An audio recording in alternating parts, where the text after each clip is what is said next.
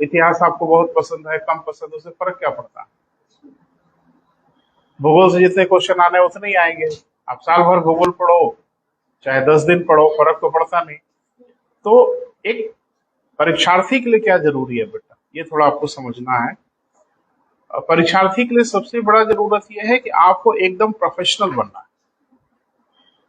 Professional मतलब व्यवसायिक बनना है। हमारी कोई पसंद और हमारी कोई नापसंद नहीं है। वो विषय हमको ठीक लगे, हमको ना ठीक लगे, उन सारे विषयों को पढ़ना है और उस हद तक जाके पढ़ना है जितनी कंपटीशन में उनकी रिक्वायरमेंट। जैसे जब हम लोग डीआरडीओ के कार्यक्रम पढ़ाते हैं, आपको भी 2-4 दिन में बात करनी पड़ी, मजबूरी थी, लेकिन थोड़ा डिटेल में जब बात करते हैं कुछ बच्चों को बड़ा अच्छा लगता है। अब आप डीआरडीओ के कार्यक्रम या रक्षा प्रौद्योगिकी से ज्यादा प्रभावित हो गए और आप लगे हथियारों पर रिसर्च करने, क्या जरूरत है? तो अभी बेटा रिसर्च करने की आवश्यकता नहीं है, अभी सिर्फ प्रोफेशनली काम करना है कि जिन विषयों की जितनी आवश्यकता है उन विषयों को उस डायमेंशन में जाके पढ़ेंगे। आज की डेट में अगर आप नोटिस किया होगा, आपने सभी गंभीर परीक्षार्थी हैं, तो आपने जरूर देखा होगा कि आज की डेट में अगर सेगमेंट वाइज बात करें आप, तो सबसे अधिक क्वेश्चन आ रहे हैं ज्योग्राफी और पर्यावरण को मिला के। माने नंबर ऑफ क्वेश्चन सबसे अधिक पर्यावरण और ज्योग्राफी मिला के, और ज्योग्राफी पर्यावरण एक दूसरे से पृथक पृथक सेगमेंट नहीं है। ज्योग्राफी का हिस्सा ही है पर्यावरण, बस थोड़ा सा स्पेशलाइज कंडीशन है।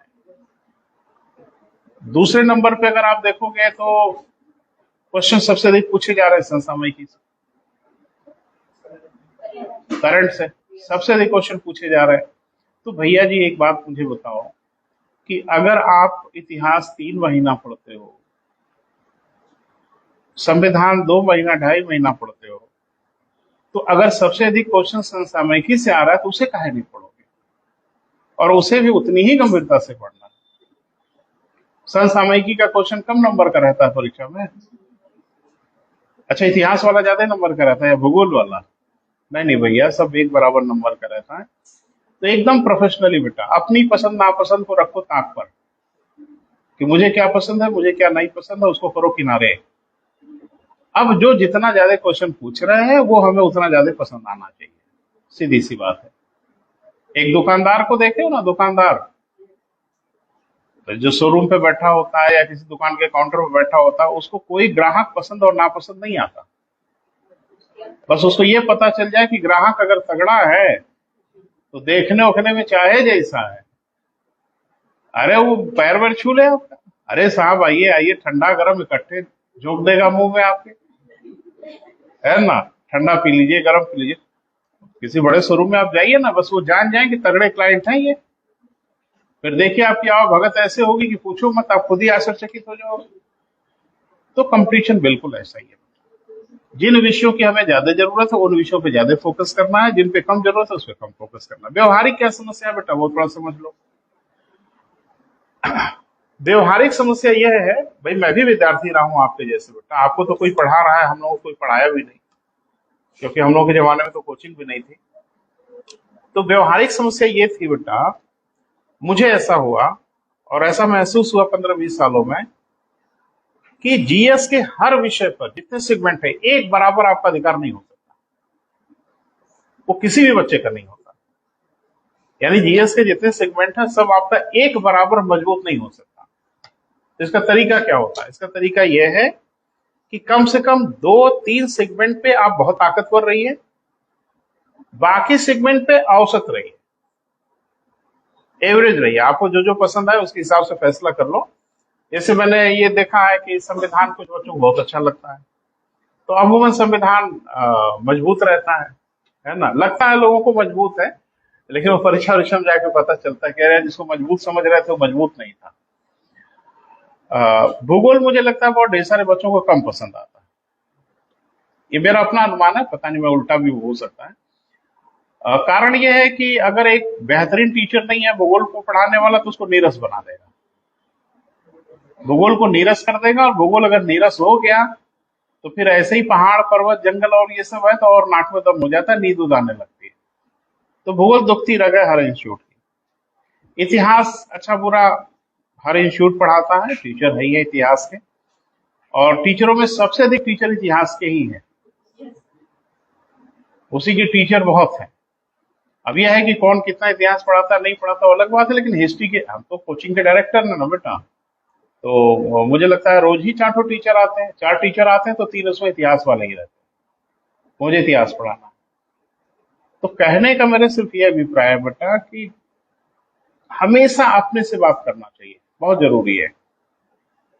दोस्तों मित्रों से बात तो करते ही रहते हो, कभी अपने करियर को लेके कमरा बंद करो, कुर्सी पे बैठ जाओ आराम से, चाय वाय अगर पीते हो तो एक आध कप चाय वाय ले लो, पानी एक आध गिलास रख लो और अपने भविष्य को सोचो कि क्या कर रहे हैं आप, क्या इससे कहीं कुछ उम्मीद की किरण दिख रही है? तो अपने अंदर से बहुत बढ़िया जवाब आता है कि जो कर्म कर रहे हो इससे तो बड़ी दुर्गति होनी है। तो कुल मिला जुला के बेटा देखो, आप लोग बच्चे हो, अभी बहुत कुछ देखोगे, धीरे धीरे आगे बढ़ोगे तो आ, ये पढ़ाई की लड़ाई तो है ही है, कंपटीशन। पढ़ाई के साथ साथ ये आपकी योजना की लड़ाई है, किस बच्चे की प्लानिंग कितनी बढ़िया बनती है उसकी भी लड़ाई है, आपके कॉन्फिडेंस की लड़ाई है, आपके धैर्य की लड़ाई है। खाली पढ़ाई ही नहीं करना। मैंने देखा इलाहाबाद में बेटा अपने विद्यार्थी जीवन में कुछ लोगों को मैंने रातों दिन खाली पढ़ते ही देखा, सुबह से शाम तक टेबल से उठ ही नहीं रहे हैं, हमारे जिद के वहीं सो जा रहे हैं, हुआ कुछ नहीं। तो अगर ये आपकी गलतफहमी हो कि रातों दिन पढ़ने से कुछ हो जाएगा, तो नहीं होगा। पढ़ना तो पड़ेगा ही, लेकिन योजना के ढंग से पढ़ेंगे तो काम बन जाएगा, और नहीं तो काम बिगड़ जाएगा। चलिए अपने विषय पे आते हैं बेटा, बात करते। कहाँ तक चर्चा हुई थी बेटा, बताएं।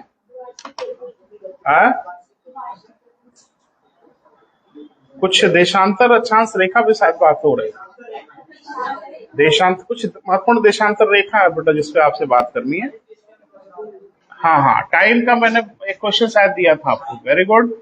तो मैंने ये बताया था कि समय का निर्धारण कैसे करते हैं। तो देखो बेटा, ऐसा कोई जल्दबाजी नहीं है कि मैं दोबारा नहीं बताऊंगा, बस एक बात का रिस्पॉन्स कर दीजिए कि सबका विजन क्लियर हो गया, नहीं हुआ तो हम फिर से रिपीट कर रहे हैं। विजन क्लियर हो, सबका क्लियर होना बहुत जरूरी है कि आखिरकार समय का निर्धारण कैसे करते हैं, थोड़ा सा आपसे बात करें। एक्चुअल में हम लोग करते क्या है ना बेटा कि हर 15 देशांतर पे एक टाइम जोन बनाते हैं, क्योंकि 15 देशांतर माने होता है 1 घंटा। बोल नहीं रहे, 15 देशांतर माने क्या होता है 1 घंटा। तो हम लोगों ने पूरी धरती को 24 टाइम जोन में बांट रखा है, क्लियर है। अब समस्या ये है कि किसी देश में अगर 15 देशांतर हो जाता है तो उसको एक टाइम जोन और बनाना पड़ता है। दुनिया के हर देश इतने भाग्यशाली नहीं है जैसे हम हैं। जैसे रशिया में देखो, तो रशिया तो इतना बड़ा है ना बेटा कि एक और दिन होता है तो एक और रात होने लगती है रशिया में। अमेरिका में भी ढेर सारे टाइम जोन है, हमारे यहाँ एक ही टाइम जोन से काम चल जाता है, जबकि हम भी लगभग 30 देशांतर के डिफरेंस पे हैं। लेकिन हम लोगों ने खूब बुद्धिमानी की, बुद्धि लगाया ढंग से। तो क्या बुद्धि लगाया देख लो। एक्चुअल में जो हमारे देशांतर का विस्तार है वो जरा देख लो।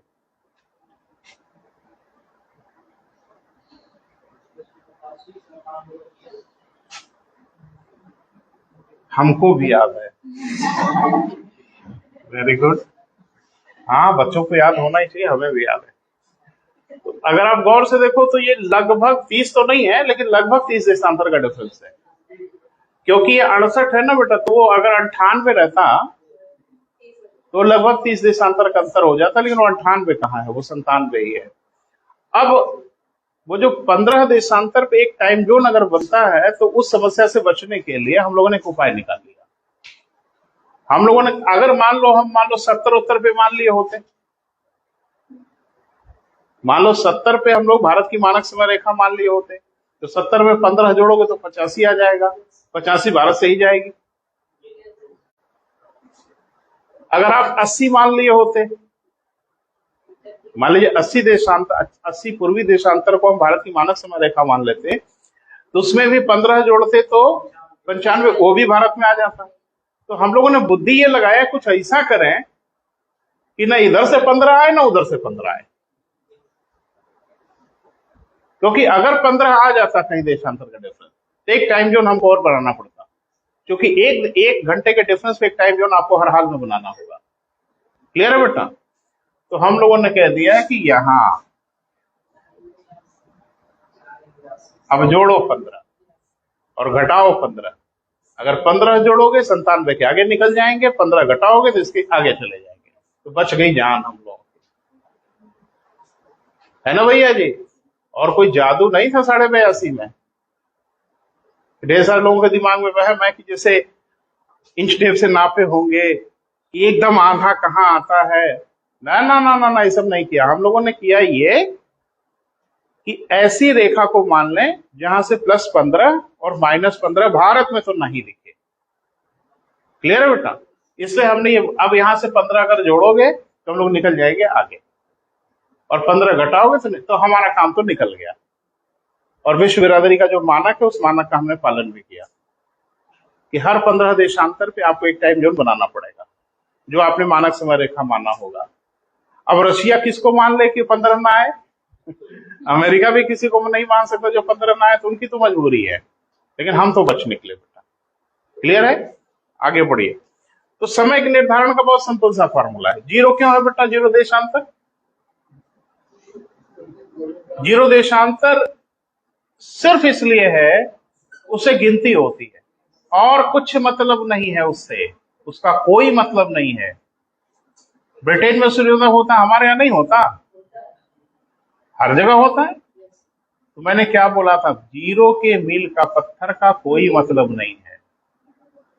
जीरो के मील के पत्थर का सिर्फ एक मतलब है कि वहां से गिनती होगी, बात खत्म। बोल नहीं रहे हैं? तो जीरो जो देशांतर माना उसको कोई बड़ा वेटेज नहीं मिलने वाला है, कोई लाभ नहीं मिलने वाला है। जीरो सिर्फ हमने ये रखा कि इसके इधर की जो देशांतर रेखाएं होंगी उनको हम पूर्वी कह देंगे, और इनके इधर जो देशांतर रेखाएं होंगी उनको पश्चिमी कह देंगे। क्लियर है बेटा? बाकी कोई मतलब नहीं। लेकिन मैंने आपसे बताया पूरब के भी पूरब होता है और पूरब के भी पश्चिम में पूरब ही रहता है। बोल नहीं रहे? तो अब समय के निर्धारण का क्या फार्मूला आया दिमाग में? किसी देशांतर, चाहे वो पूर्वी हो, चाहे वो पश्चिमी हो, चाहे वो जीरो हो, चाहे वो कोई हो, किसी देशांतर रेखा से अगर पूरब की बात की गई वहां से, तो समय बढ़ जाएगा, चाहे वो भले ही पश्चिमी क्यों ना हो। नहीं समझ पा रहे? किसी भी देशांतर से अगर आप पूरब हटे, चाहे वो पूर्वी रहे, चाहे वो पश्चिमी रहे, चाहे जो माना है वो रहे, अगर आप पूरब की ओर बढ़े तो प्रति देशांतर 4 मिनट की दर से घड़ियों को आगे बढ़ाना पड़ेगा। और किसी भी देशांतर से अगर आपको पश्चिम जाना है, चाहे वो पश्चिमी हो, चाहे वो पूर्वी हो, चाहे वो जीरो हो, कोई फर्क नहीं पड़ता, समय आपको घटाना पड़ेगा। कैसे बेटा? प्रति देशांतर 4 मिनट की दर से। तो ऐसे क्वेश्चन अगर न्यूमेरिकल टाइप के आते हैं तो पहला हमारा टारगेट होगा कि देशांतर का डिफरेंस कितना, गुणे 4। डिफरेंस पहले देखेंगे क्या है, फिर ये देखेंगे उस डिफरेंस को जोड़ना है कि घटाना है। अगर जहां से पूछ रहा है वहां से पूरब की ओर पूछ रहा होगा तो जोड़ लेंगे, जहां से पूछ रहा है उसके पश्चिम की ओर का समय पूछ रहा है तो वही जो समय आया था उसी को घटा लेंगे। क्लियर है? एक क्वेश्चन मैंने आपको दिया था ना, बोल नहीं रहे? मैंने कहा था दिल्ली 74 अंश पूर्वी देशांतर और कनाडा 76 अंश पश्चिमी देशांतर, बोले बेटा? और मैंने कहा था कनाडा में सुबह के 6 बजे की चाय पी रहे हैं, दिल्ली का क्या समय होगा? उल्टा बोल दिए होते, क्या कर लेंगे आप? दिल्ली में लोग सुबह की 6 बजे की चाय पी रहे हैं, कनाडा में क्या समय होगा? तो सारा कैलकुलेशन तो वही होगा, 10 घंटे तो निकालेंगे ही निकालेंगे। लेकिन अब वहां 6 बजे में से 10 घंटा घटाएंगे, और 6 बजे में से 10 घंटा जब घटाओगे तो पहले वाले दिन में चले आएंगे, है या ना? समझ पा रहे हैं? अरे सुबह की 6 बजे में से 10 घंटा अगर घटाओगे तो हम पहले वाले दिन में चले जाएंगे ना, उसके पहले वाले दिन में कनाडा का बस समय होगा। मुझे लगता है सब क्लियर हुआ होगा बेटा। किसी कोई डाउट हो बेटा पूछ लो, और मुझे लगता है इस सत्र की शायद आखिरी क्लास होगी मेरी, है ना? तो जो कुछ वहम है सब दूर कर लो। क्लियर है? आगे बढ़े। तो एक हेडिंग बनाया है बेटा, शून्य अंश देशांतर, GMT, प्राइम मेरिडियन, मध्याह्न रेखा सब लिखा है ना बेटा। आगे बढ़े। सन 1884, सन 1884 वॉशिंगटन डीसी के कॉन्फ्रेंस में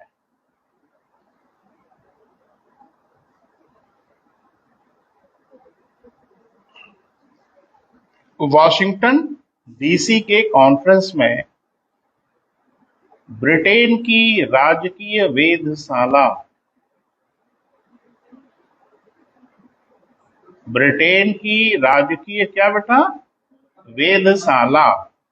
वेधशाला को इंग्लिश में क्या कहते हैं बेटा? वेधशाला को इंग्लिश में ऑब्जर्वेटरी कहते हैं, है ना। ये क्या होता है बेटा? वेधशाला या ऑब्जर्वेटरी क्या होता है?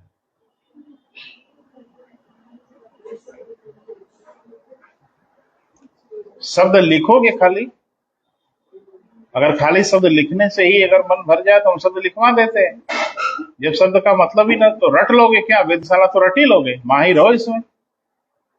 वेधशाला क्या होता है? इंग्लिश भी बता रहे हैं, इसको ऑब्जर्वेटरी कहते हैं। ऑब्जर्व माने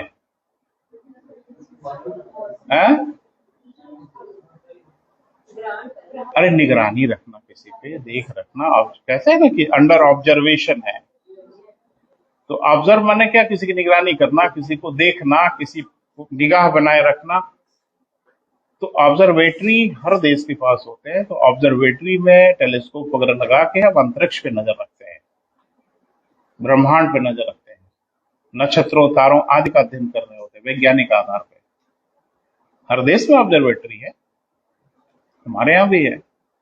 तो ब्रिटेन में एक ऑब्जर्वेटरी है बेटा, वहां का एक शहर है ग्रीनविच, जगह का नाम है। वहां पे उनकी वेधशाला है, जहां से वो ब्रह्मांड का, अंतरिक्ष का अध्ययन करते हैं। टेलीस्कोप वगैरह, दूरबीन वगैरह लगी है। तो वहीं से ये रेखा गुजरती है।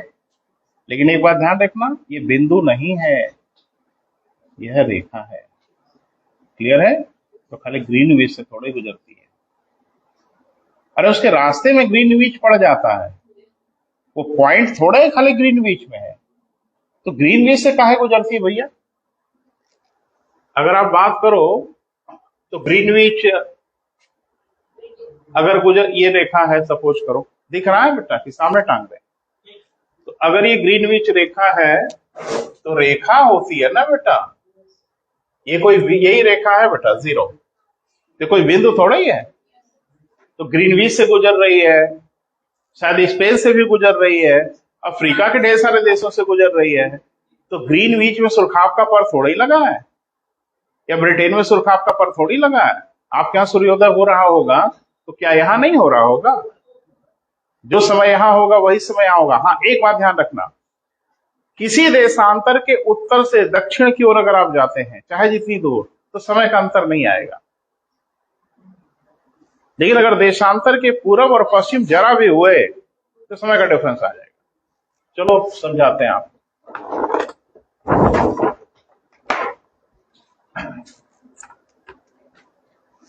जैसे मान लो जो समय ब्रिटेन में हो रहा होगा वही समय अफ्रीका के यहां भी हो रहा होगा, यहां भी हो रहा होगा, और अंटार्कटिका में भी हो रहा होगा, एक ही समय। हाँ या ना? यहां से यहां की तो मजे की दूरी है। ये वाले इनको फोन करके पूछें कै बजा है, वही समय बताएंगे जो आपका समय होगा। लेकिन थोड़ा बगल वगल में फोन करके पूछोगे तो बवाल हो जाएगा, है ना। अब इधर देखो, जैसे भारत की जो मानक समय रेखा है वो लगभग ये है।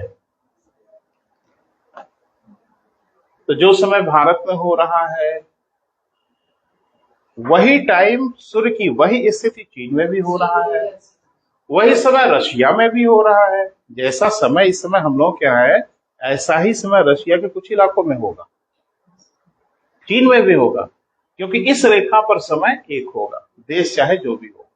क्लियर है? लेकिन इसी के बगल में चले गए थोड़ा सा इधर, और पट्टीदार दिख गए, पट्टीदार माने पाकिस्तान दिख गया। तो ये कितनी दूरी है भैया, और यहां से यहां की दूरी तो ठीक ठाक दिख रही है, लेकिन यहां से यहां के समय में कोई अंतर नहीं होगा। हाँ, जा जाके मत देखना कि जैसे यहां देखे 10 बजे, आप कह रहे हैं चलते हैं यहां देखते हैं, तो यहां से यहां आने में कुछ टाइम लगेगा, उतनी घड़ी तो आगे बढ़ ही जाएगी। ठीक है ना, इसलिए मैंने कहा फोन करके पूछना तो गड़बड़ नहीं होगा। अब ये कहे कि नहीं घड़ी देख लिए 10 बजे, अब चलते हैं यहाँ साइबेरिया के इलाके में, तो यहां से यहां आने में भैया बड़ा टाइम लग जाएगा, आपकी घड़ी उतनी आगे तो बढ़ ही जाएगी। लेकिन यहां भी जब आप घड़ी देखते हो, ठीक उसी समय पाकिस्तान में फोन करो, डिफरेंस आएगा समय। पाकिस्तान हमसे किधर है, तो समय क्या होगा, पाकिस्तान पीछे होगा, बिल्कुल लिखा पढ़ी में पीछे है। बांग्लादेश हमसे पूरब में है, बिल्कुल बढ़ता है। कभी बीबीसी लंदन सुनो, अभी से बदमाश भारत के पीछे पड़े हैं आजकल, ठीक है, लेकिन बीबीसी लंदन को कभी सुनो, हिंदी न्यूज को, तो घोषक बोलता है इस समय भारत की घड़ियों में 8 बजा है, पाकिस्तान की घड़ियों में 7:30 बजा है, बांग्लादेश की घड़ियों में 8:30 बजा है। ये बीबीसी लंदन है ना। एक ही समय तीनों जगह अलग अलग टाइम हो रहा होता है। क्लियर है बेटा। एक बात दिमाग में आ गई कि देशांतर रेखा पे उत्तर से दक्षिण की ओर आप अगर जाते हैं किसी एक पर्टिकुलर देशांतर पे, तो समय का कोई डिफरेंस नहीं आएगा। देशांतर रेखा से अगर पूर्व और पश्चिम की ओर मूव करेंगे आप, तो समय में परिवर्तन आ जाएगा। और वो समय में परिवर्तन कैसे आएगा ये आपको पता है। तो हमारे से भी कोई पूरब है, हमारे से भी कोई पश्चिम है। क्लियर है बेटा। लिखें,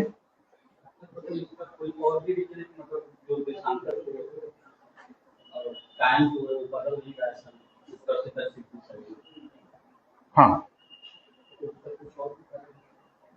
अब इतना तो भूगोल पढ़े ही हम लोग, कारण तुरंत जोड़ लेंगे। सूर्य की जो लंबवत किरणें पड़ती हैं, जैसी भी किरणें पड़ती हैं, वो देशांतरों में पड़ती हैं। नहीं समझ पा रहे हैं, सूर्य इधर चमक रहा है ना, या इधर चमक रहा है, जिधर भी मानो, तो उसकी रेखाएं जिस देशांतर तक घेर रही हैं उसी देशांतर तक घेरेंगी। नहीं समझ पा रहे हैं। समय क्या है, सूर्य की सापेक्षिक स्थिति है ना बेटा। सापेक्षिक स्थिति तो है, सूर्य की सापेक्षिक स्थिति के हिसाब से समय का निर्धारण करते हैं। एक ने कहा रात में, तो आपके यहां रात होता होगा, कहीं तो दिन होता है ना। सुबह 8 बजे 12 बजे जैसी धूप महसूस हो तो कोई सुबह 8 बजे मानेगा। तो सापेक्षिक जब हम 12 बजे कहते हैं तो सूर्य लगभग लगभग अपनी लंबवत स्थिति में होना चाहिए, उसको मध्याह्न कहते हैं, उसको दोपहर कहते हैं। इसमें कौन सा कारण है बेटा, इससे तो आसान कारण धरती पे कोई नहीं है। ये धरती है, मेरी उंगलियों को देशांतर समझो, सूर्य की रोशनी जा रही है, हर देशांतर पे नहीं ना पड़ेगी, हो सकता है यही आखिरी देशांतर हो जिसमें सूर्य की रोशनी जा रही है। यहां अब एक समय होगा, प्रातः काल होगा, और जो भी प्रातः काल का समय होगा वो होगा। अब ये घूमेगा,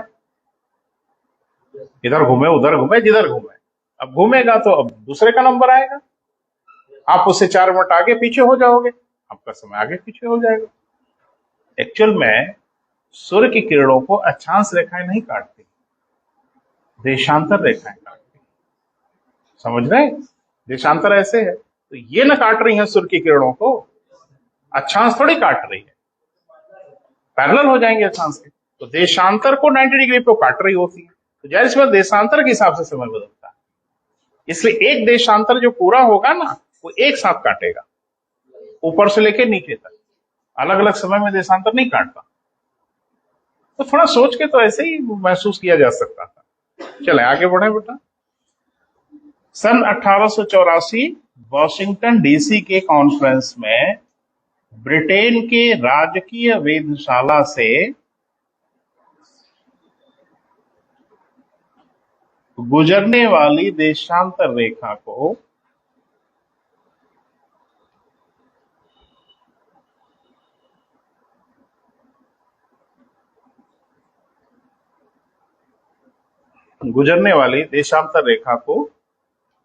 क्या कहते हैं बेटा, जीएमटी, मध्याह्न रेखा, IST माने इंटरनेशनल स्टैंडर्ड टाइम, कई नाम है सब। सब नाम इसलिए ऊपर लिखवा दिया, है ना। अब किसी ने कहा कि इसका नाम इंटरनेशनल स्टैंडर्ड टाइम कहाँ है, तो आपको हम बताते हैं। कोई न कोई एक रेखा तो हमको निर्धारित करना ही पड़ेगा, जिस रेखा के समय के हिसाब से पूरी दुनिया अपनी घड़ियों को चलाएगी। बोल नहीं रहा बेटा। तो वो शून्य अंश देशांतर पे जो समय होगा, उसी के हिसाब से बाकी देश अपनी घड़ियों को समायोजित करेंगे। बोल नहीं रहे बेटा। तो इसका अभिप्राय अन्यथा मत समझना कि खाली वहीं सूर्योदय होता है और कहीं सूर्योदय नहीं होता। वो तो उसके पूरब आएंगे तो 4 मिनट की दर से मामला इधर होगा, पश्चिम में जाएंगे 4 मिनट की दर से उधर होगा, वो तो चलेगा। तो बस ये है कि आखिरकार, जैसे एक चीज बताओ, सबकी घड़ी बड़ी बंद हो जाए तो फिर घड़ी कैसे मिलाएंगे? तो बेटे फोन करेंगे, पूछेंगे भैया आपके यहाँ कै बजा है, तो कहेंगे हमारे यहाँ तो दिन का 12 बजा है। तो हम फट से जोड़ेंगे 82.5 गुणे 4/7। अरे हम पूरब में है ना, तो 82.5 गुणे 4/7 आएगा 5.5 घंटा। किधर? पूरब। और फट से हम अपनी घड़ी में मिलाएंगे 5.5 घंटे शाम का हो रहा है। क्लियर है बेटा? इसलिए इसको अंतर्राष्ट्रीय समय रेखा भी कहते हैं। उन्हीं के हिसाब से हर देश अपने मानक समय रेखा का समय निर्धारित कर लेता है, लेकिन वो गलत नहीं करता, वो 4 डिग्री आगे पीछे वाले नियम से ही करता है। क्लियर है बेटा? लिख लें। हाँ, लिखें। समय का निर्धारण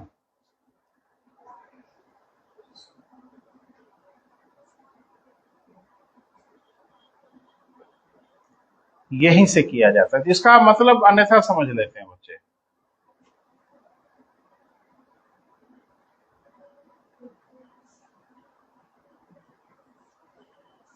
एक बड़ा मजाकिया टाइप का क्वेश्चन मैंने देखा किसी एंट्रेंस एग्जामिनेशन में, कहा कि ब्रिटेन में सुबह के 5:30 बजे है, भारत में कै बजा है?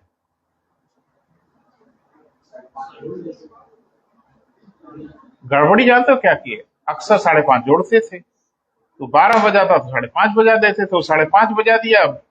रोंगटे खड़े हो गए कि अब क्या? अरे वही करो जो हमेशा करते हो, इसमें कौन सा बड़ा भारी प्रलय वाला क्वेश्चन है।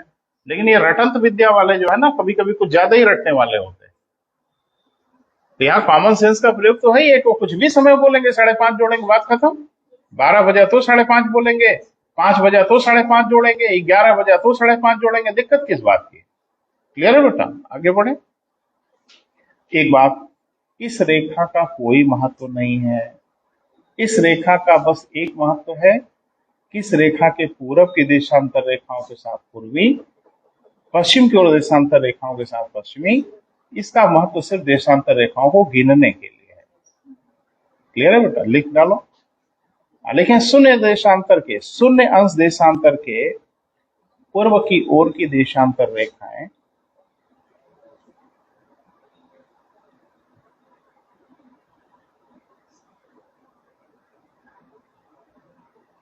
पूर्व की ओर की देशांतर रेखाओं को पूर्वी तथा पश्चिम की ओर देशांतर रेखाओं के साथ पश्चिमी शब्द का प्रयोग करते हैं।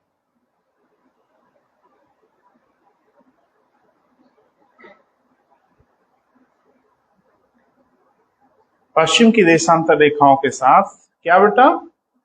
पश्चिमी शब्द का प्रयोग करते हैं।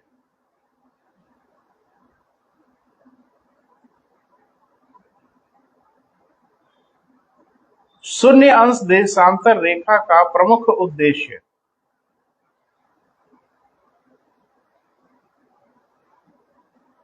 शून्य अंश देशांतर रेखा का प्रमुख उद्देश्य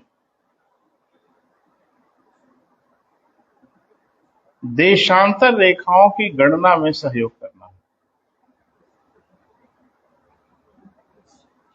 प्रमुख उद्देश्य क्या बेटा? देशांतर रेखाओं की गणना में सहयोग करना है।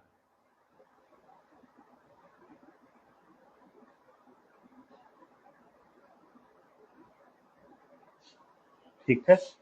जैसे मैंने कहा ना कि हमारे राष्ट्रीय ध्वज में 24 तीलियां हैं, है ना बेटा? लेकिन ये तो नहीं मालूम कि पहली कौन है आखिरी कौन है। जहां से गिनना हम शुरू करें वही पहली है ना।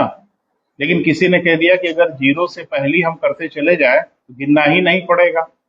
बता देंगे इस तीले से इस तीले के बीच में कैट होती लिया है, तो नंबर दे के बता देंगे कैट हो। गिनने की आवश्यकता नहीं ना पड़ेगी। लेकिन आज की डेट में तो गिनने की आवश्यकता पड़ेगी ना। देशांतर रेखाओं को अगर नंबर नहीं दिया गया होता तो फलाने से फलाने के बीच में क्या देशांतर है, सिवा गिनने का कोई विकल्प था आपके पास? अब नंबर दे दिया गया ना, गिनना क्या है।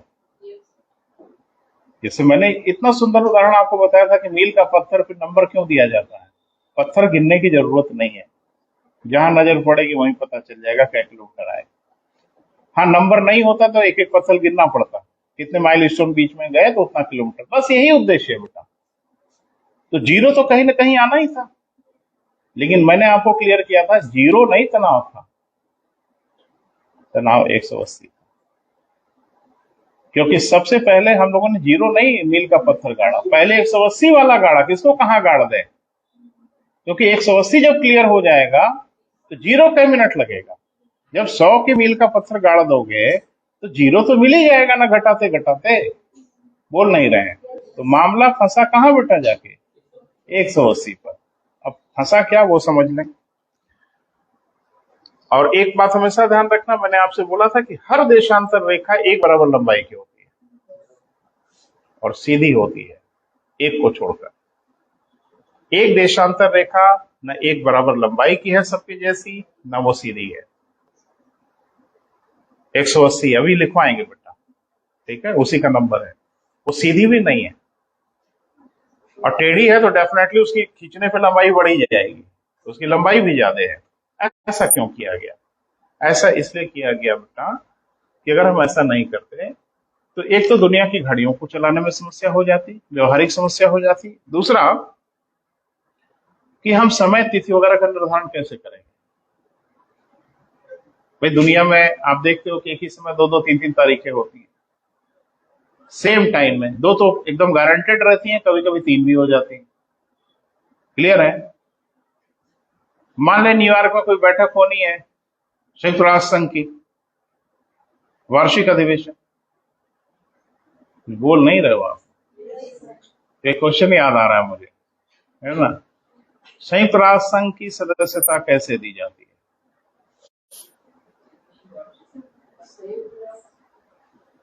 संयुक्त राष्ट्र संघ का कोई देश अगर सदस्य बनना चाहे तो उसको सदस्यता कैसे दी जाती है?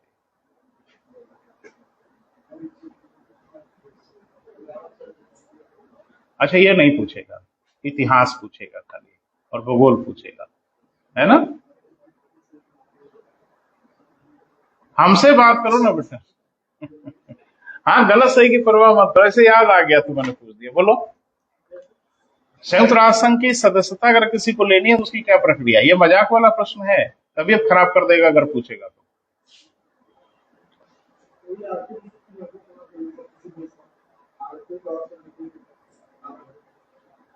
मैंने आर्थिक स्थिति मजबूत है, पैसा वैसा लेके पहुंच जाएंगे, भैया सदस्य बना लो, तो कह देंगे भैया लिख लो इनका भी नाम।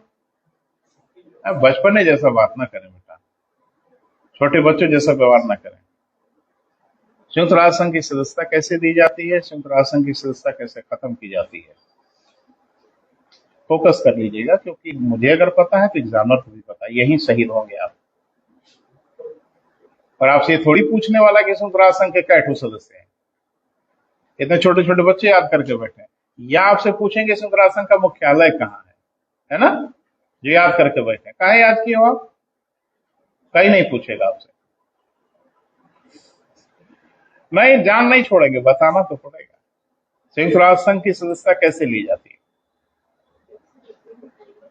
कोशिश करो बेटा, जैसे हमारा भी इतना प्रयास किया, कोशिश तो किया ना, से कोशिश करना बेहतर है। पैसा रुपया हो तो कोशिश की जा सकती है, क्योंकि घूस उस चलता है वहां। नहीं, पैसे रुपए से क्या अभिप्राय है। सोमालिया भी सदस्य है, बड़ा गरीब देश है। इथोपिया भी है, बड़ा गरीब देश है। तो पैसे, अमेरिका भी सदस्य है, बड़ा संपन्न देश है। चाइना भी है, क्या है, पैसा रुपए वाला इशू नहीं है बेटा।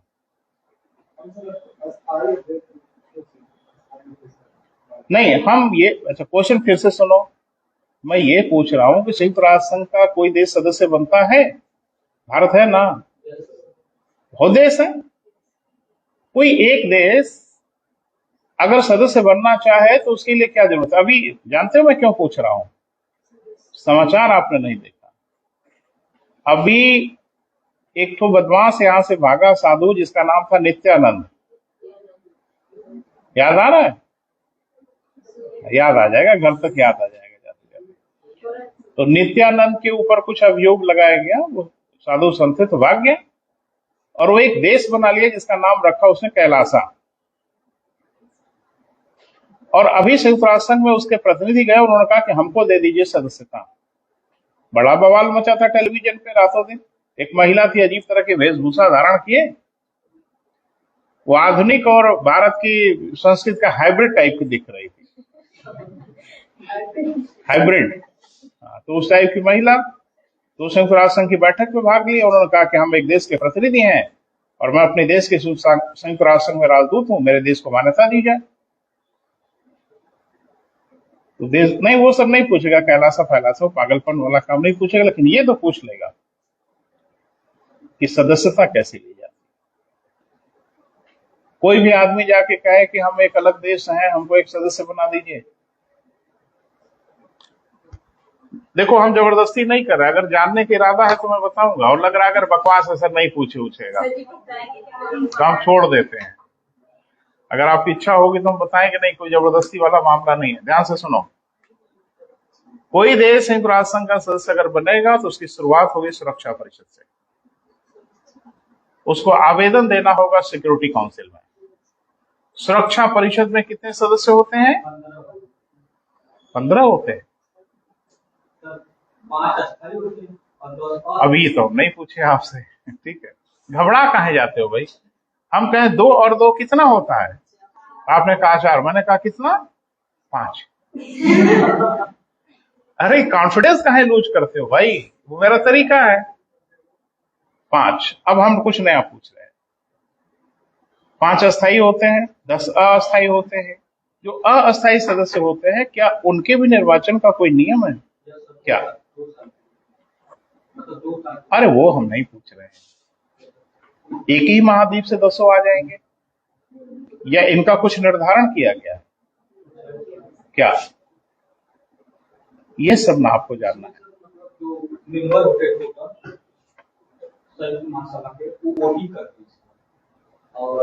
वोटिंग करे चाहे भाड़ में जाए, वोटिंग तो हम भी करते हैं, लेकिन एक विधानसभा क्षेत्र से एक ही विधायक चुनते हैं। एक विधानसभा से 12 विधायक थोड़ी चुन लेंगे। वोटिंग तो करते ही है ना। वोटिंग भले होती होगी, लेकिन निर्धारित है कि यहां से इतने लोग ही आएंगे। ये सब ना जानना है आपको बेटा। नहीं समझ पा रहे मेरी मतलब? जैसे अब जनता बड़े मूड में आ जाए, कह के देखिए इस बार हम सोच रहे हैं अपने इलाके से 5 विधायक देंगे, तो 5 थोड़ी भेजेंगे, 1 भेजेंगे। तो सुरक्षा परिषद ने, महासभा तो फैसला करती ही है कि भाई किनको सदस्य बनाना है, लेकिन वो एकदम नियम से बंधे हुए हैं। इस इलाके से इतने ही बना सकते हैं, इसीलिए उस इलाके से वही सदस्य प्रयास करते हैं सदस्य बनने का, कोशिश नहीं करता कोई दूसरा।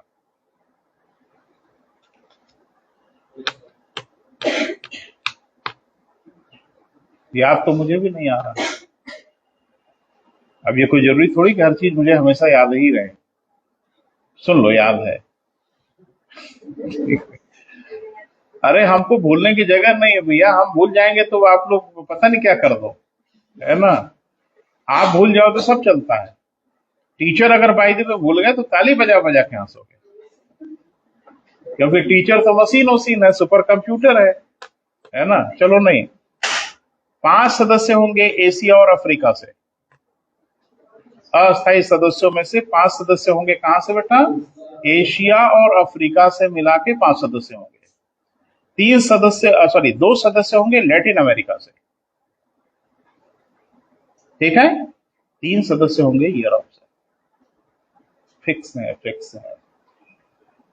अब एशिया अफ्रीका से कौन देश होंगे? ये अलग अलग देश होते रहेंगे अलग अलग समय में, लेकिन होंगे 5 यूरोप से तीन होंगे, उसमें भी बांटा गया पूर्वी यूरोप और पश्चिमी यूरोप।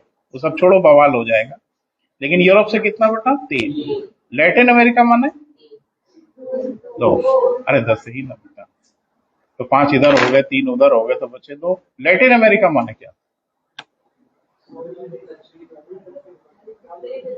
उन्हें हम पढ़ तो लिए, याद तो कर लिए, समझ नहीं पा रहे थे क्या है, तो थोड़ी मदद करिए। हम भी याद बात कर लेते, फिर सोचते हैं बच्चे मदद करेंगे तो क्लियर हो जाएगा। चलो बताओ, लैटिन अमेरिका किसको कहते हैं? दक्षिण अमेरिका को लैटिन अमेरिका कहते हैं।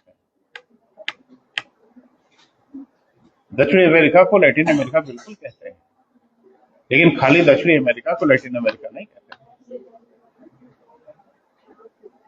जानते हो, आपसे भूगोल में निरंतर पूछ रहा है ओशियानिक कंट्री कौन है, स्कैंडिनेवियन कंट्री कौन है, लैटिन अमेरिकी कंट्री कौन है। नाक में दम तो कर रहे हैं, अब जान रहे हैं कि यही आपका बेड़ा गर्क होगा। ओशियानिक कंट्री पूछते हैं, एड्रियाटिक कंट्री पूछते हैं। साथ में आपने देखा होगा, आपसे उन्होंने पूछा था स्कैंडिनेवियन कंट्री किसे कहते हैं, पीसेस में 2 बार पूछा। लैटिन अमेरिकी कंट्री भी पूछा गया, है ना। तो आज चली चला की बेला है, जहां जहां याद आएगा सब आपको बताएंगे, ठीक है। तो लैटिन अमेरिका दक्षिण अमेरिका है बेटा, इसमें कोई शक नहीं है, लेकिन खाली दक्षिणी अमेरिका नहीं है, ठीक है।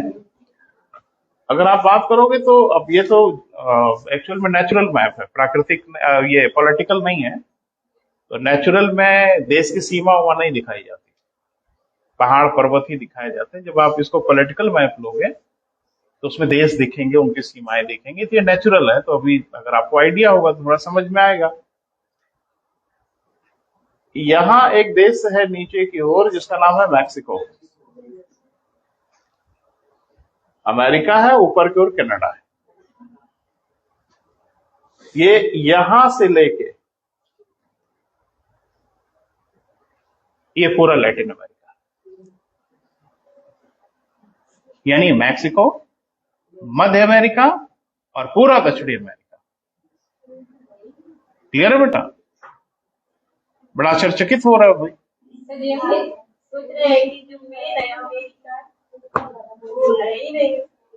अरे अमेरिका तो है ही नहीं है, कहाँ गया अमेरिका?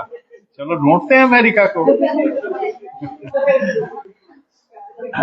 ये है अमेरिका, जिसको आप अमेरिका समझते हो, और कुछ अमेरिका अमेरिका नहीं है, फर्जी नाम है ये। अमेरिका कौन देश है? अरे संयुक्त राज्य अमेरिका देश है ना। अफ्रीका कौन सा देश है? दक्षिण अफ्रीका देश है। अंड बंड ना बोले भूगोल में, है ना। तो इसको जरा समझिए बेटा, अमेरिका अमेरिका जब हम बोलते हैं तो भाव हमारा यूएसए ही रहता है। आम बोलचाल में अमेरिका कहते हैं, अमेरिका में कोई अमेरिका नहीं बोलता। अमेरिका में सारे लोग स्टेट्स कहते हैं। आम बोलचाल की भाषा वहां स्टेट्स बोला जाता है, और पूरी दुनिया में भारत को भारत में बोल के दिल्ली बोला जाता है। दिल्ली की सरकार ने कहा, मैंने केजरीवाल ने कहा। ये भाव है बेटा, अमेरिका अमेरिका जब हम बोलते हैं ना, ये भाव होता है कि हम एक पर्टिकुलर देश को अमेरिका कहते हैं, क्योंकि उसका नाम है संयुक्त राज्य अमेरिका। अब कौन इतना लंबा नाम बोले, तो संयुक्त राज्य छोड़ के अमेरिका अमेरिका बोल के काम चला लेते हैं। लेकिन अमेरिका कोई ऐसा देश नहीं है बेटा। उत्तरी अमेरिका है, दक्षिणी अमेरिका है, तो महाद्वीप है, ये भी देश नहीं है। सब में अलग अलग देश है ना बेटा, क्लियर है। तो लैटिन अमेरिका जो है ना बेटा, यहां से लेके यानी उत्तरी अमेरिका का कुछ हिस्सा, और मध्य अमेरिका ये है, ये बीच का जो इलाका इसको कहते हैं सेंट्रल अमेरिका, मध्य अमेरिका। और ये पूरा का पूरा है बेटा क्या, साउथ अमेरिका। तो इस सबको बोलते हैं लैटिन अमेरिका। काहे बोलते हैं जी बेटा? ब्राउन? मैं सुन नहीं पा रहा हूँ बेटा, थोड़ा जोर से बोलो। हाँ तो भूरे बोलो ना, हिंदी उर्दू में हम समझ पाएंगे। ब्राउन लोग रहते हैं अमेरिका में, काले भी रहते हैं। ये कौन सी डेफिनेशन बता रहे हो आप? ब्राजील के लोगों को देखा है? ना ना ना, गलत सोच रहे हैं आप। ब्राजील के लोग बिल्कुल हमारे टेक्सचर के होते हैं, क्योंकि हमारी क्लाइमेटिक कंडीशन में है वो। तो ब्राजील के लोगों को आप देखोगे ना, तो काफी हद तक हमारे जैसे दिख जाते हैं, बाल उनके सबके काले होते हैं। अर्जेंटीना के भी वही हाल है। तो काले गोरे वाला तो बहुत मामला है नहीं बेटा। काले गोरे का मामला क्या है पता है? बस प्रकृति का भी। अच्छा, जैसे कुत्ते इधर ही होते हैं वैसे पहाड़ पे होते हैं। जैसे कुत्ते भारत में मिलते हैं वैसे कुत्ते अमेरिका में होते हैं। जब कुत्ते नहीं होते एक जैसे, तो आदमी कहाँ एक जैसे होंगे भाई? और सीधी सी बात है, जब पेड़ पौधे अलग अलग प्रकार के होते हैं, हमारे यहाँ जैसे पेड़ है वैसे पहाड़ पे पेड़ होते हैं, तो पर्यावरण का जीव जंतु वनस्पति सबके ऊपर असर होता है, तो काहे नहीं असर होगा? अफ्रीका के लोग काले होते हैं, यूरोप के लोग गोरे होते हैं, यानी शीत कटिबंधों के लोग गोरे होंगे, उष्ण कटिबंध के काले होंगे, फंसते हैं शीतोष्ण वाले। जैसे हम लोग हम लोग कहाँ है बेटा? शीतोष्ण में है। ऊपर वाला भी कंफ्यूज हो जाता है, इसको रंग कौन सा दें? इंद्रधनुष जैसे हो जाते हैं हम लोग, है ना। दक्षिण में जाइए, ऑलमोस्ट डार्क कॉम्प्लेक्शन आपको मिलेगा। पूरे दक्षिण भारत में आप जाएं तो ज्यादातर लोगों का कॉम्प्लेक्शन डार्क होगा। पहाड़ों पे जाएं भारत में ही तो गोरे होते हैं लोग। अब हमारे यहाँ तो नेचर भी कंफ्यूज हो जाता है कि भाई जाड़े वाड़े के दिन में अब फैसला करते हैं, अगर फैसला करना हो तो उसको गोरा बनाओ। अब गर्मी उर्मी में अगर डिसीजन करना है तो फिर तो गड़बड़ा जाता है मामला, है ना। तो जाहिर सी बात है, हम लोगों का जो नस्ल है वो अलग अलग प्रकार का। छोड़ो, इधर उधर मत भटकाओ भाई। तो मैं बता दो बेटा कैसे सदस्यता मिलती है। 2 मिनट का मामला है। किसी भी सदस्य देश को अगर संयुक्त राष्ट्र संघ में किसी देश को अगर सदस्यता लेनी है तो उसकी प्रक्रिया, ध्यान से सुनो, कोई बड़ी लंबी चौड़ी प्रक्रिया नहीं है। पहली प्रक्रिया है कि उसको संयुक्त राष्ट्र संघ सुरक्षा परिषद से अनुमोदन लेना होगा। ठीक है, शुरुआत वहीं से होगी।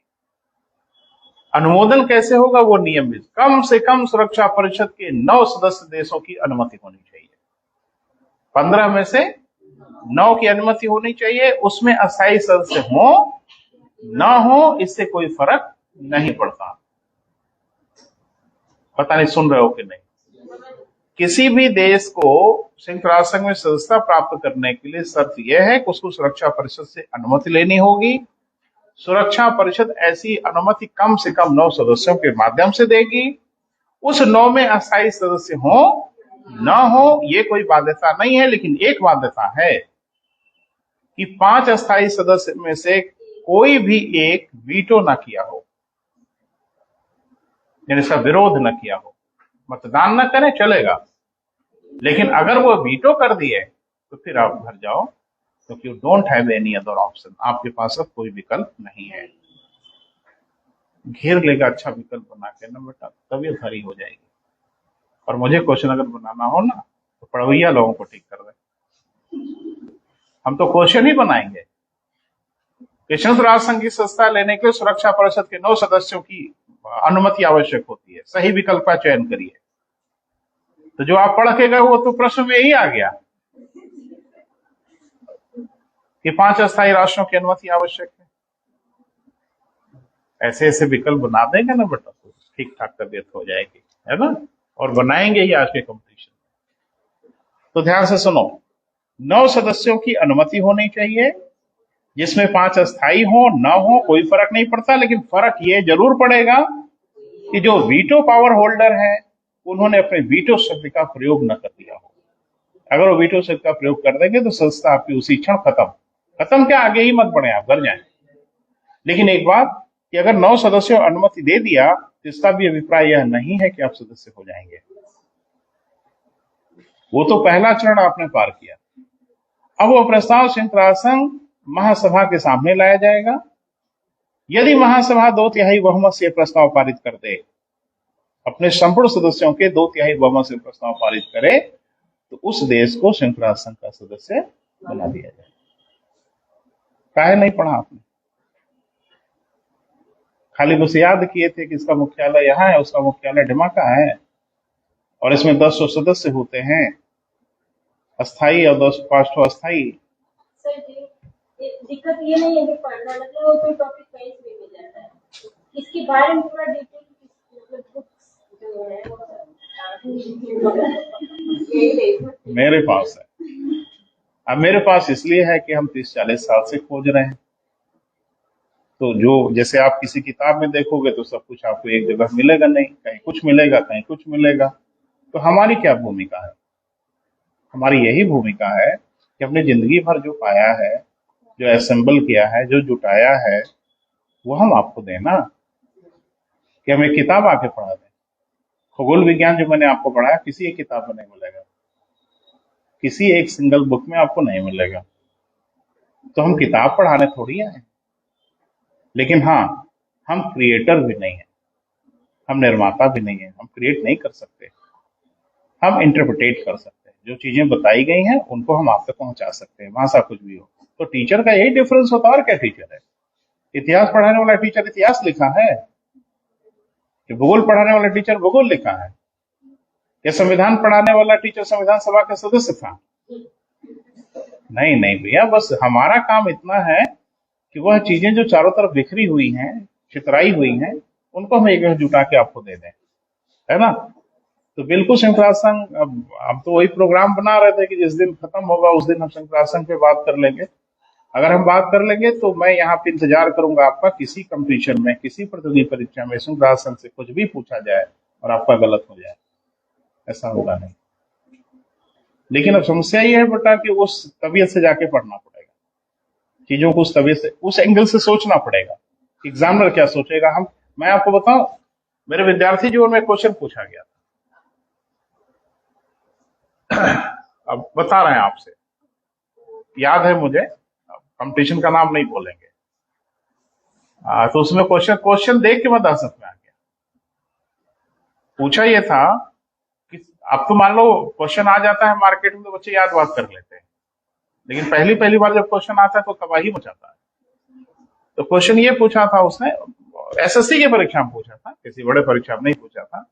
उसने ये पूछा था कि संयुक्त राष्ट्र संघ सुरक्षा परिषद की जो सदस्यता होती है, अस्थायी सदस्यता 2 वर्ष के लिए होती है, अध्यक्षता कितने समय के लिए?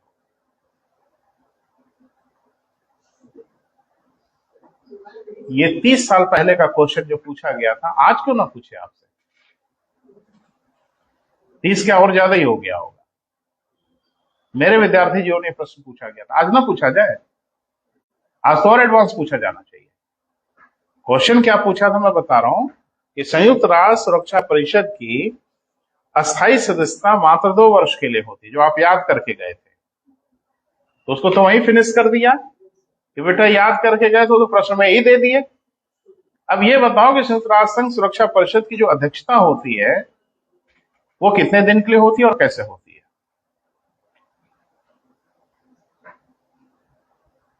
बोलिए कुछ। नहीं बोलेंगे तो हम भी नहीं बोलेंगे।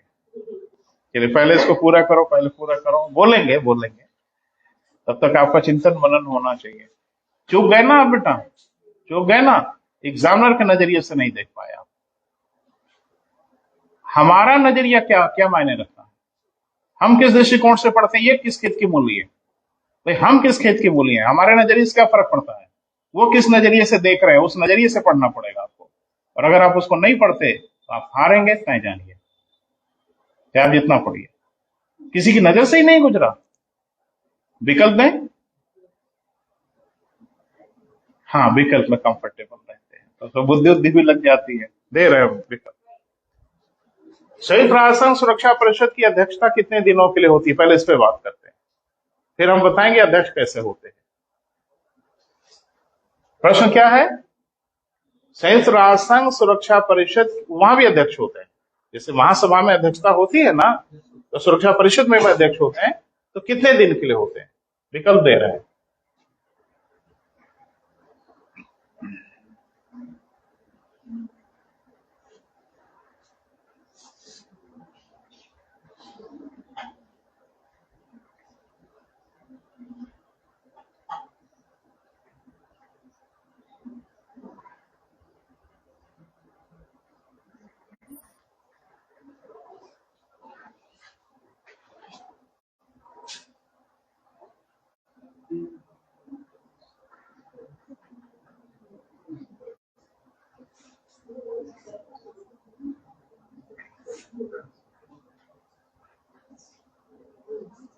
कोशिश करो, क्या हर्जा है, उत्तर है इसमें, एकदम लिखा पढ़ी में, मैंने बेईमानी नहीं कर रहा, उत्तर है। ये कैसे अंदाजा लगा लिया?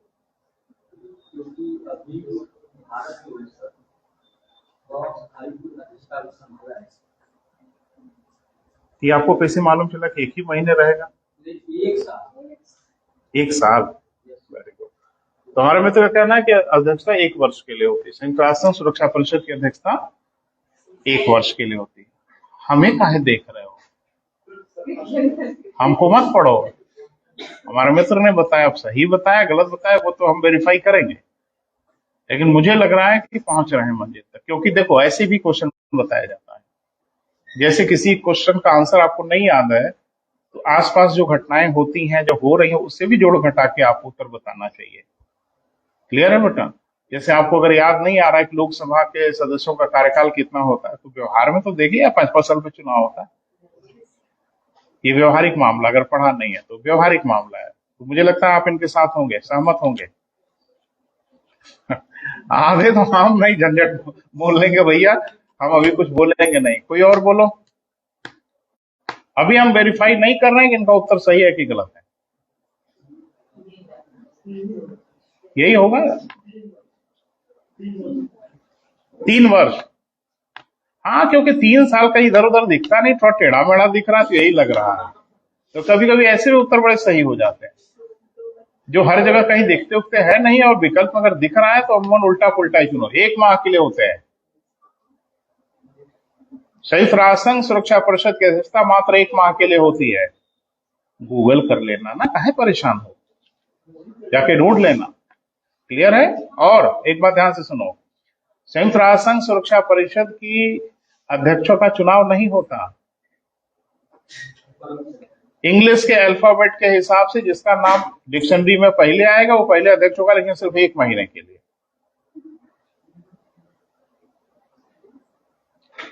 अरे हम फिर मिलेंगे बेटा, ऐसा थोड़े है, मैंने झूठ बोल के आज के जमाने में झूठ बोलने की जगह है क्या? There is no space. कुछ तो मोबाइल लेके सक्रिय ही हो गए होंगे। नहीं नहीं, अभी मत होना, घर जाके होना। याद कर लो बेटा, अच्छा क्वेश्चन है। संयुक्त राष्ट्र संघ सुरक्षा परिषद की जो अध्यक्षता होती है सिर्फ 1 महीने की, एक महीने पर अल्फाबेटिकली वो चेंज होता रहता है। क्लियर है?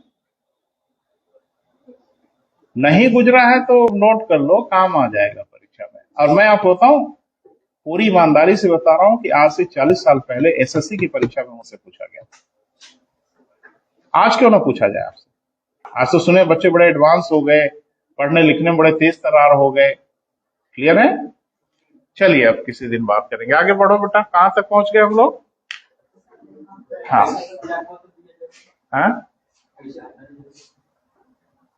अरे पढ़ा लेने दो मेरे भाई, है ना, पढ़ा लेने दो, फिर ऐसे नहीं चलेगा। अभी हम जगह जगह आपको घेरेंगे, आप हो जाओगे परेशान और आप कहोगे फिर इसको बता दीजिए। अरे पूरा तो नहीं बता पाएंगे, ये लिटरली संभव नहीं है बेटा। हटाने की प्रक्रिया यह है कि जो संयुक्त राष्ट्र संघ का सदस्य बनता है तो संयुक्त संघ का एक चार्टर बनाया गया, तो उस चार्टर में रूल्स रेगुलेशन बनाए गए हैं देशों के। जो संयुक्त राष्ट्र संघ के चार्टर का उल्लंघन करेगा, अरे सदस्य का मतलब खाली आनंद लेने के लिए सदस्य बने हो, वो एक चार्टर बनाया गया, एक विधि बनाई गई, और सदस्य जो राष्ट्र है उनको कहा जाता है कि आप इस चार्टर को मानेंगे, बेवजह किसी देश पे हमला नहीं करेंगे, फलाना नहीं करेंगे, धमाका नहीं करेंगे।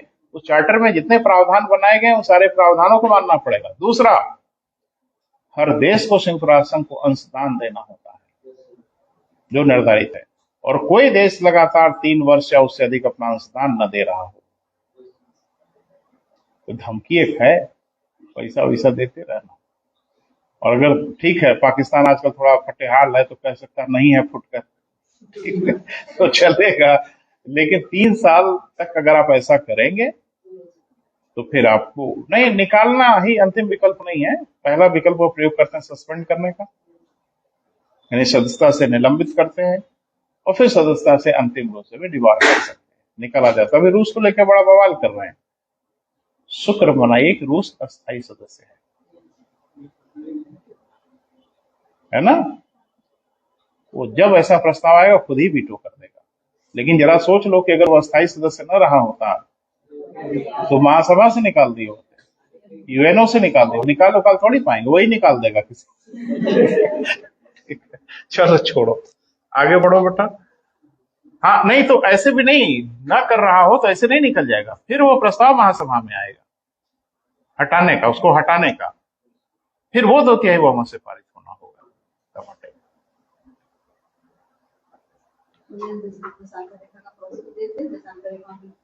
हाँ हो गया। अब अगली हेडिंग बनाओ, 180 अंश देशांतर। 180 अंश देशांतर, इसका क्या नाम है बेटा? International date line, datum line भी कहा जाता है, वो दूसरी भाषा का शब्द है। हिंदी में लिखो अंतर्राष्ट्रीय तिथि रेखा।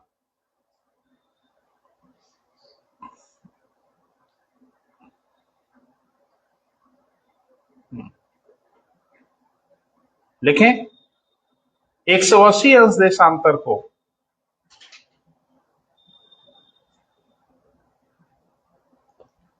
180 अंश देशांतर को ऐसे भाग से गुजरना था, माने उस रेखा को 180 मानना था जिसके मध्य कोई स्थल भाग न आए।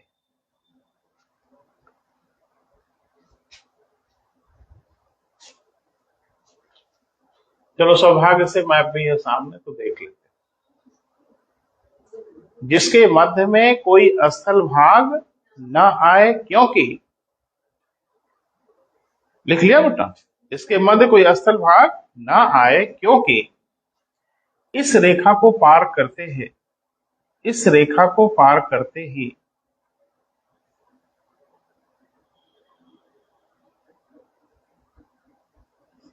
समय में भले ही परिवर्तन न हो,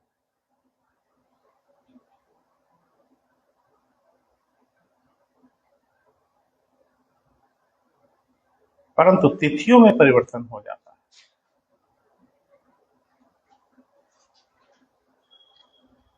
परंतु क्या बेटा? तिथियों में परिवर्तन हो जाता है। हम क्या कह रहे हैं, जरा हम व्यवहार में आपको समझाने की कोशिश कर रहे हैं। जैसे मान लो कि हमारे आपके बीच में से अंतर्राष्ट्रीय तिथि रेखा गुजरी होती, तो समय कैसे बदल जाएगा हमारा आपका? 12 बजा है तो हमारे लिए भी 12 ही बजेगा, आपके लिए भी 12 ही बजेगा। अरे यही सामने बैठे हो, हमारे लिए 12 बजा तो आपके लिए शाम को 8 बज जाएगा क्या? बाहर हम लोग अगर खड़े हो जाए तो सूरज के सापेक्ष ही तो समय होगा ना।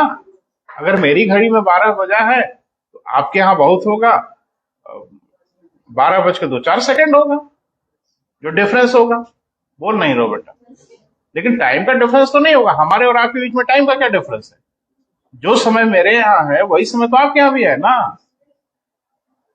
तो इस रेखा के इधर उधर पैर करके खड़ा हुआ जा सकता है ऐसे।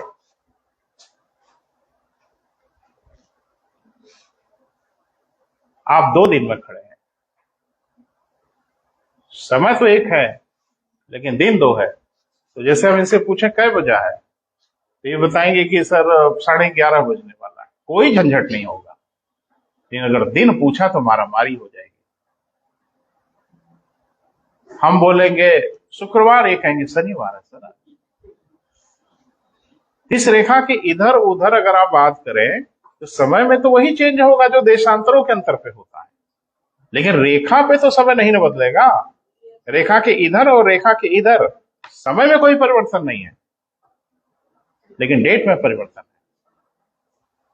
तो सबसे बड़ी समस्या हो गई कि एक देश में अगर 2-2 तारीखें हो जाएं, और एक देश में थोड़ी होगा बेटा। वो रेखा है, कोई ऐसी चीज नहीं। वो रेखा घर से गुजरेगी, कार्यालय से गुजरेगी, ऑफिस से गुजरेगी, शहर से गुजरेगी, गांव से गुजरेगी, जिले से गुजरेगी, गुजरेगी ना। बोल नहीं रहे हैं, फिर कैसे काम चलेगा? देश कैसे चलेगा? तारीखें कैसे निर्धारित होंगी? पेपर वर्क कैसे होगा? इसलिए कहा गया कि भैया ये रेखा ऐसी जगह से गुजरे जिसपे कोई स्थल भाग ना हो। मैप आपके सामने है, सारी देशांतर रेखाएं आपको दिख रही हैं, आप ही ढूंढो। किसी देशांतर को 180 मान सकते हैं, कोई शुल्क आपका पर किसी देशांतर पे नहीं लगा है, लेकिन बस उस देशांतर को ढूंढना है जो किसी स्थल भाग से ना गुजर रहा हो।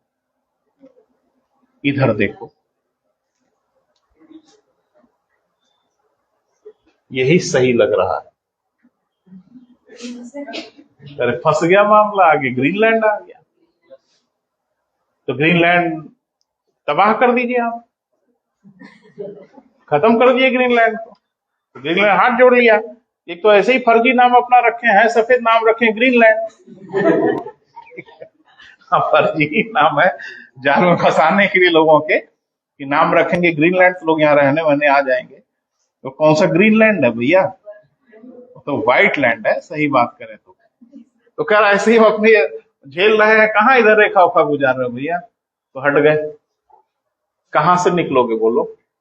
कहीं दिख रहा है पूरी धरती पे? एक जगह थोड़ा सा साफ सुथरा दिख रहा है मामला, वो मामला दिख रहा है। अच्छा, एक बात ध्यान से सुनना है कि ये जो इलाका आपको दिख रहा है ना, ये हम मार्कर से आपको दिखा दें, ये वो यही है, कोई अलग से नहीं है। मोड़ोगे ना तो उधर से झांकता हुआ दिख रहा है। क्लियर है? तो अब बताओ कहां से गुजार दोगे भाई? तो ये बड़ी कोशिश हुई कि सही जगह दिख रहा है प्रशांत महासागर ही, मैंने अप्रोप्रिएट जगह दिख रही है पैसिफिक ओशियन। यहां से अगर उस पे जो देशांतर रेखा जा रही है, इसी को 180 मान लें तो बात बन जाएगी। तो मान लिया इन लोगों ने, यही लिखा है 180, देख लेना करीब आके। तो कहे चले रूस, तो किसका इलाका दिख रहा है? रूस का दिख रहा है। रूस का इधर कहां रेखा उखा लेके, इधर कहां? निकालो परमाणु मिसाइल। सब खड़े हुए कह रहे, कहा पूरी धरती पे हम ही सबसे दुबले पतले दिखे हैं कि हमारे देश से गुजार दोगे? बिल्कुल नहीं, अरे रूस तबाह हो जाएगा भैया। तो ये इसका समाधान निकाला गया कि यहां से मोड़ दिया गया, और यहीं पे बेरिंग जल संधि है, वहां से गुजारा गया, फिर ले आके सीधा कर दिया। ठीक है, अब यहां चलते चलते चले आए पैसिफिक ओशियन में, हवाई द्वीप ऐसे ऐसे करके ये सब द्वीप दिख रहे हैं। इन द्वीपों ने हाथ जोड़ लिया कि भैया हमारे पास परमाणु बम नहीं है, तो क्या करोगे, गुजार दोगे हमारे ऊपर से? तो हम तो आपसे याचना करें ऐसा ना करें। तो इसलिए जगह जगह इसको मोड़ा, 4 बार विचलन हुआ है इस रेखा में, है ना।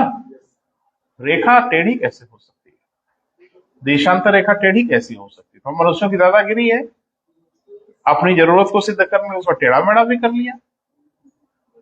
तो इससे क्या हुआ बेटा, धरती बच गई, सबकी व्यवस्था चलने लगी। क्लियर है? देख लो दो। सन 1884 लिखें, सन 1884 वॉशिंगटन डीसी के कॉन्फ्रेंस में ही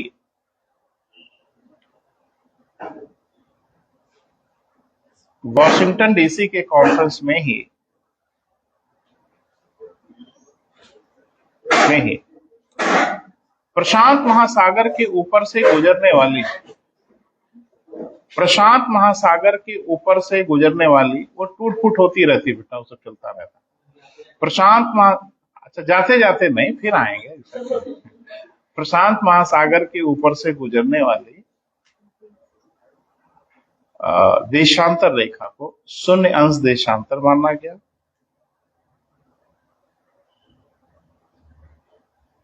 इसे यूएसए तथा यूएसएसआर, फॉर्मर यूएसएसआर, प्रशांत महासागर के ऊपर से गुजारा गया। इसे यूएसए माने वही जो अमेरिका बताया गया, इसे यूएसए तथा पूर्व यूएसएसआर,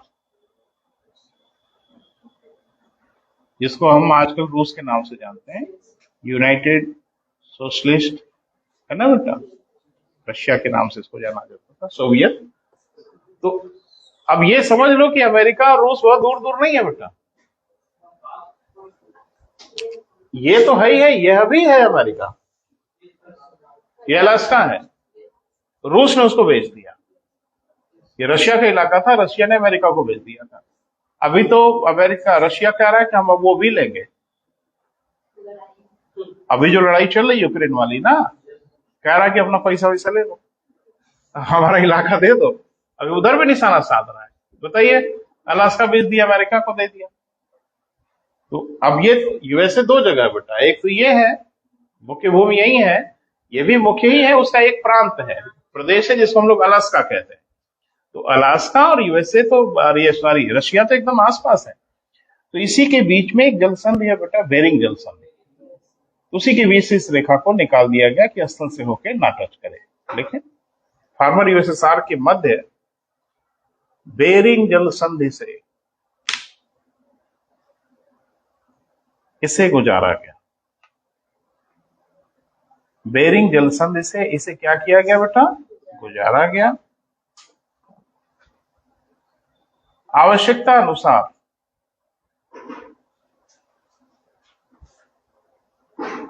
अनुसार इसे अनेक स्थानों से मोड़ा भी गया।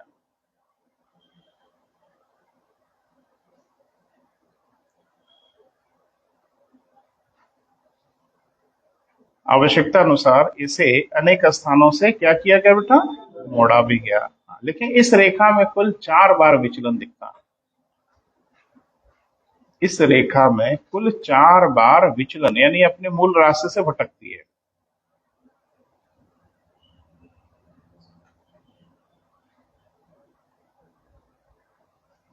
ठीक है बेटा, 2 पॉइंट लिखो, नंबर 1, नंबर 2।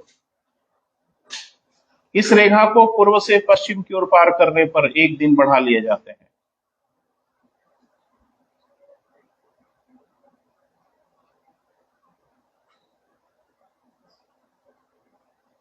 एडजस्ट हो जाता है ना बेटा, जो गड़बड़ी होती है वो एडजस्ट हो जाती है। 1 दिन बढ़ा लिया जाता है। दूसरा, पश्चिम से पूर्व की ओर पार करने पर 1 दिन घटा लिया जाता है।